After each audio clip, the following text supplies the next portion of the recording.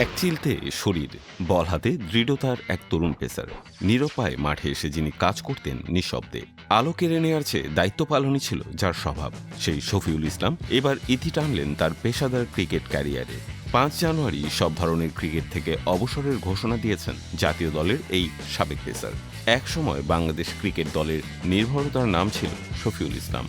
গত 6 বছর জাতীয় দলে না থাকলেও তিনি ঘরোয়া ক্রিকেটে নিয়মিত উপস্থিত ছিলেন। 36 বছর বয়সেও বল হাতে তার শৃঙ্খলা ও অভিজ্ঞতা ঘরোয়া টিমের জন্য ছিল গুরুত্বপূর্ণ শক্তি।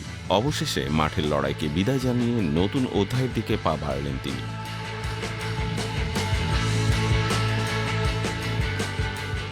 আন্তর্জাতিক ক্রিকেটে শফিউলের যাত্রা শুরু হয় 2010 সালে।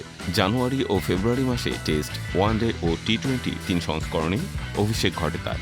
দীর্ঘ এক দশকের ক্যারিয়ারে বাংলাদেশের হয়ে খেলেছেন 91টি আন্তর্জাতিক ম্যাচ। উইকেট শিকার করেছেন মোট 107টি। গতি নয়, নিয়ন্ত্রণ ও ধারাবাহিকতাই ছিল তার সবচেয়ে বড় অস্ত্র।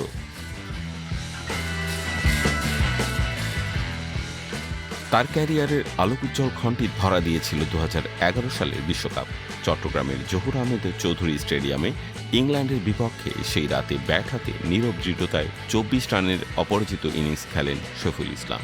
নবম উইকেটে মাহমুদুল্লাহ রিয়াদের সঙ্গে গড়া 58 রানের অবিচ্ছিন্ন জুটি ভেঙে দিয়েছিল সংশয়, লিখে দিয়েছিল বাংলাদেশ ক্রিকেট ইতিহাসের এক স্মরণীয় অধ্যায়। সেই ইনিংসের প্রতিধ্বনি ক্রিকেট প্রেমীদের হৃদয়ে বেজে যাবে বহুদিন। ফেসবুকে অবসরের ঘোষণায় শফিউল লেখেন, আজ আমার ক্যারিয়ারের সবচেয়ে কঠিন সিদ্ধান্তটি নিতে যাচ্ছি।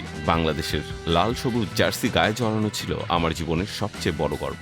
বিসিবি, সতীর্থ, কোচ ও ভক্তদের প্রতি কৃতজ্ঞতা জানিয়ে তিনি বলেন, ক্রিকেটের সঙ্গেই ছিলেন, ক্রিকেটের সঙ্গেই থাকবেন।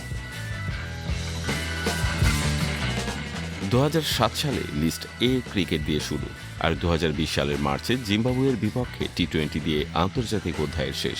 নীরব পরিশ্রমের এক দীর্ঘ গল্পের এখানেই পরিসমাপ্তি। মাঠের প্রতিটি বল, প্রতিটি উইকেটের সঙ্গে জড়িয়ে আছে তার ধৈর্য ও নিয়ন্ত্রণের স্মৃতি। শফিউল ইসলামের এই যাত্রা শুধু সংখ্যা নয়, বরং বাংলাদেশ ক্রিকেটকে দিয়েছে অনুপ্রেরণার এক শক্তিশালী নিদর্শন।